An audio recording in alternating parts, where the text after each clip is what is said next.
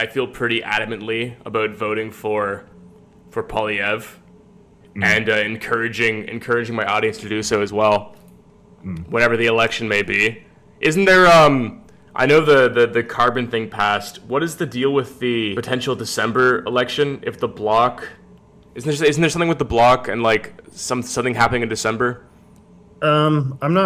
I don't think so. Well, I'm like initially like the previous sort of story of the last couple of weeks was that the Bloc Québécois had like a line in the sand in regards to the Liberal government, which is that they wanted to get the old age sort of security age lowered. You know, it used to be 65. Harper heightened it to 75, and they wanted it to be lowered back to 65. And the Trudeau government said, no, I'm not interested in that. And then the Bloc Québécois sort of said, well, we'll vote non-confidence in you if you don't support that. And the other day, there was a vote in the parliament on this very issue, and the NDP bloc and Conservatives all voted in favor of it. So it passed despite Liberal opposition, which is the kind of thing that doesn't happen that much in our parliamentary system. So, you know, I guess that issue has now been resolved. So I think that was previously like the deadline was that the Bloc Québécois sort of said, like, I think that's probably what you're referring to, like that was their December deadline. Like they wanted that issue to be resolved before December, but now it's already been resolved. So that kind of takes it off the table. Okay. So Yeah. I think it was just that. Yeah. They'd have to find a new line in the sand to draw. But the thing is that like this is the difficult math, and this is kind of the black pill of the whole situation, is that all of the opposition parties have to agree. So it's not good enough because of just the way that the math works in the parliament, is that it's not good enough that the Liberals, it's not good enough that the Conservatives and the Bloc are on the same page, or the Bloc and the NDP are on the same page, or the Conservatives and the NDP are on the same page. All three of those parties have to be unified, because otherwise mathematically they cannot trigger an early election. And I think it's a little black pilly just in the sense that I think it's kind of hard to imagine a scenario in which all three of those parties view their interests as being aligned, because the NDP is just so far down in the polls that, you know, it's in no way obvious that they would benefit from an election. And, you know, the Bloc Québécois, you know, I guess they're going to keep their eye on the Quebec numbers and how well they're doing there. And then the Conservatives are just so ahead in the polls that they want an election at any time. So I don't know. A lot of it comes down to, like, at what point will the NDP believe it will be in their partisan interests to have an election? And given that the NDP has never won an election or even come close to winning an election in Canadian history, I think there's a strong argument to be made that, you know, there's no good time for the NDP to trigger an early election. So your professional opinion is that the election is just going to happen when it's supposed to happen. Was it late next year? Yeah, it's like, I think it's October of 2025. So, I mean, I would like, if we were doing like the Family Feud over under, I would definitely believe like it'll be much closer to late 2025 than early 2025. But, you know, stranger things have happened, and, you know, the NDP, at the end of the day, like, the NDP is like bad at politics, and so you cannot take it for granted that they'll necessarily do the most rational thing. So they might trigger an early election for some reason that doesn't really make sense, but I think that if I'm giving the NDP the benefit of the doubt and assuming that they will do what's in their partisan interest to do, I think that, you know, a later election is probably in the cards. Damn, it sucks. Yeah, I agree, because we want to get this. We want to, you know, it's just another year, just like another wasted year. Like, this country, you know, can't endure much more of this. No, man, I just want something to happen. I've for my entire voting life, Trudeau has been in power. I've never had the opportunity to vote for prime minister. So really, yeah, think about that. I'm 26. I've never voted for a prime minister. You've only lived in. See, like, this is interesting, because like this comes up a lot in the American sort of discourse as well. Is like how many like young people just think of like Trump's leadership of the Republican Party as being just kind of like default. You know, it's like Trump is what a Republican is. And then anybody who's like older has a sort of sense of Trump as being a sort of aberration. Like Trump is not normal. And it is kind of interesting to sort of think about that, like how your perspective on politics is just so heavily informed by what you grew up witnessing. So yeah, that's wild to me, because I think of Trudeau as like, I think of him as, I don't know, I've seen many prime ministers come and go now at being 40, and like I don't even think of him as being a particularly good liberal prime minister. Like when I compare him to the other liberal prime ministers that I've witnessed in my life, like he seems worse than them. But yeah, there's a lot of young people that will be growing up in the same way that there's a lot of like young conservatives in America who think that republicanism is what Trump is. A lot of young progressives in Canada think that progressive politics in Canada is what Justin Trudeau is. I mean, I guess it's, for people my age, the same thing, I guess, in the U.S. of if you're my age, you would have voted, if you were exactly my age, you would have voted for Trump in 2016, and that's your only understanding of what a Republican is Trump. Yeah, and like this is something that worries a lot of progressives in particular, a lot of Democrats in particular, is that if Trump gets back in, it will in part be because he has made inroads with young men in particular, young men of all races. And there's like just a lot of young men that like what Trump is pitching, because I think in some ways, like sort of this kind of like right-wing stuff that we all talk about and witness and all that is like very targeted to appeal to, well, maybe it's not targeted to appeal, but it does have a sort of natural resonance with young men, and that young men can be mobilized to vote in a presidential election in a way they might not be mobilized to vote in other elections, and not only mobilized to vote in a presidential election, but mobilized to vote for Trump in particular, and that's kind of troubling to me, as somebody that identifies, I'm not a young man myself, but, I like young people, and I'm very interested in what they're up to, and I want to sort of play a role in the lives of young people. And it's distressing to me to think of how many young men in America sort of look at Trump and see this is a desirable president, when to me, as somebody who is a larger sort of context and can remember a much more competent and respectable conservative party, to kind of think that like this is now what a lot of young people are going to be, culturated to believe is the essence of conservatism. Like it's really disturbing, not just for the possibility of Trump becoming president again, but for the possibility of this just being sort of the permanent sort of like orientation of what conservatism is. And that will have consequences in Canada as well. Like I think that like when you're talking about the fuck Trudeau flags and that, and even like, some of Trudeau Pierre's style, like it's very clearly influenced by a kind of sense of public demand and what sort of people want, and what people seem to want is a kind of conservatism that is much more about kind of like culture war type of stuff, that is much more unapologetically crude and combative and rude and mean and confrontational and nasty and conspiratorial. And that's not a positive development for political culture. No, it's awful. It's awful. I mean, like, look, if Trump wins, like, you could take a 13-year-old who would have, a 13-year-old in 2015 when Trump won the primary. If Trump wins this election, is going to be, 26. So from 13 to 26, from like basically having no concept of the world outside of their like childhood to being a 26-year-old man. Their only concept of right-wing politics or Republican politics in the U.S. is Trump.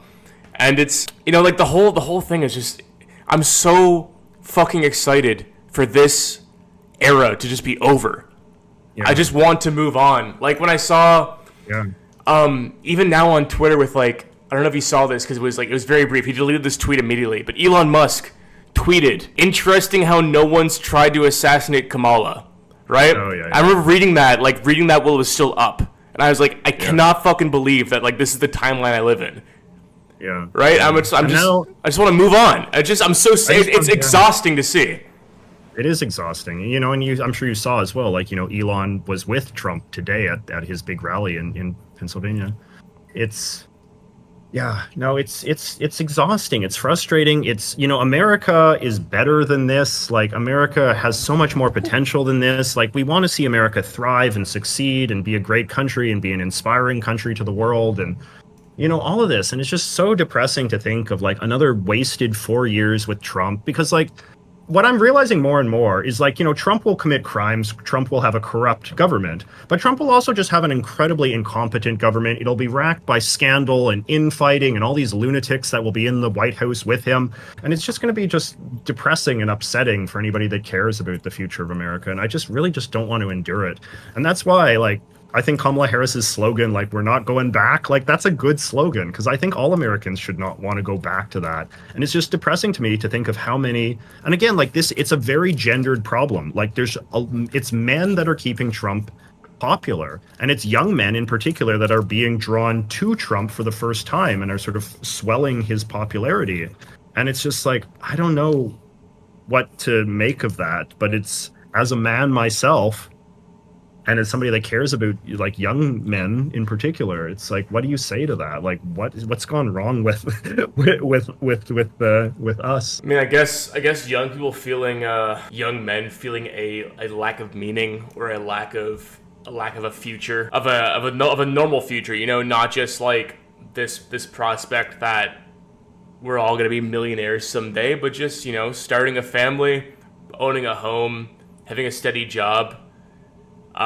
It seems up in the air, and I think just even, Trump speaks to that, literally, and I think just the perspective, the optics of, someone being like, I understand your problems, I understand that, like, you are, there's a growing group of disenfranchised young men that has been growing for the last 8 years, and just pointing it out, at the very least, pointing it out is winning a lot of people over, which it seems like a lot of left-wing people don't want to point it out, or it seems optically bad to point it out. It seems like you're playing into this sort of this fantasy of like the downtrodden young man who is not getting what he deserves as a white young man in America. It's like, well, no. At the end of the day, like, everyone wants the opportunity to just like have a normal fucking life, and by not mentioning it, you're harming it. I mean, like, I would be more partial to kind of like that theory if it was like J.D. Vance who was like running for president, right?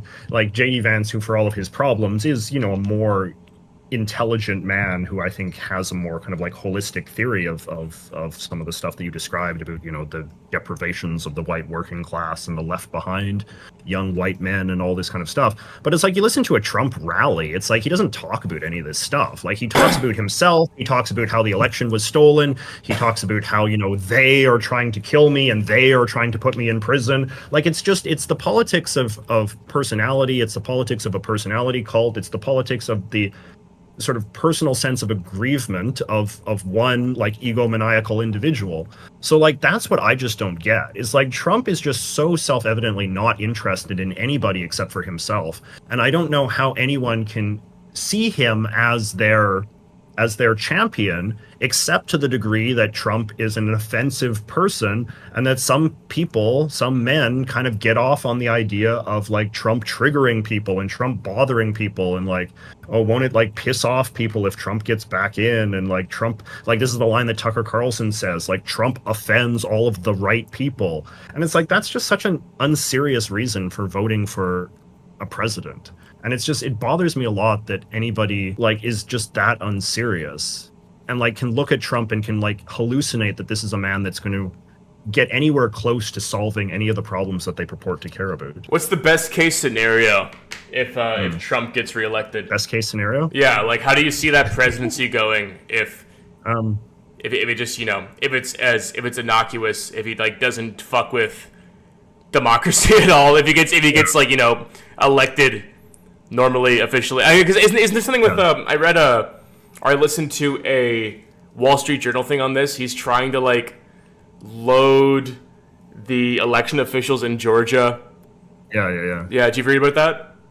Yeah, I've followed that a bit. Yeah, there's like some real sort of like MAGA people on the Georgia Election Administrative Council. And a big thing was that he did a rally there, and he like named them in the rally. He was these people, thank you for being here, which is like, why the fuck would anybody name these random officials in their rally?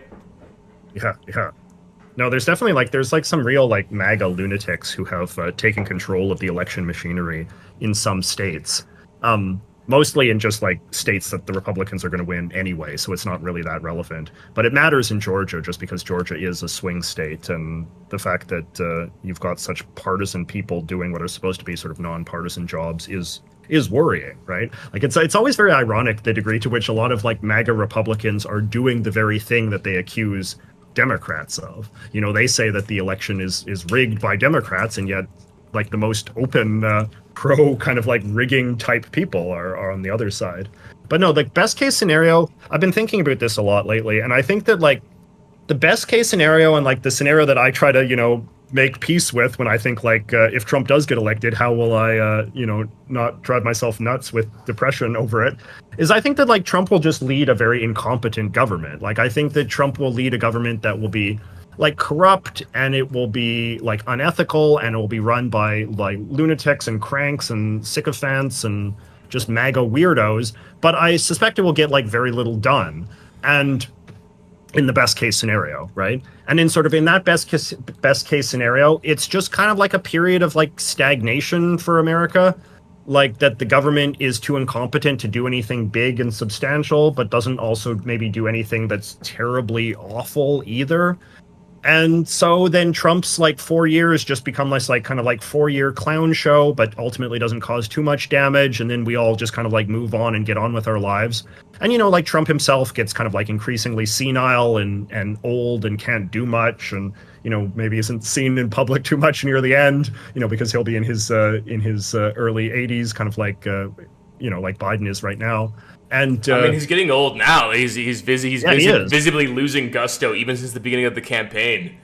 Yeah, no, it's true. It's like, and we can forget this, right? Because it's like Trump has always been kind of like a blatherer, right? Like he's never been the most articulate of men. But like you look at clips of him from 2016, like when he's debating Hillary Clinton, and my God, he just seems like a, you know, Rhodes Scholar compared to where he is now. So yeah, he's obviously, and the thing too is like his government will be staffed with just such suck-ups, right? Last time his government was staffed with like establishment Republican people, you know, senators and congressmen and governors and, you know, people from the first Bush administration and like that kind of thing, right? But now it's just going to be like full of like just like Fox News weirdos and like influencers and like just the most like suck-uppy politicians who have never known a Republican Party except for Trump.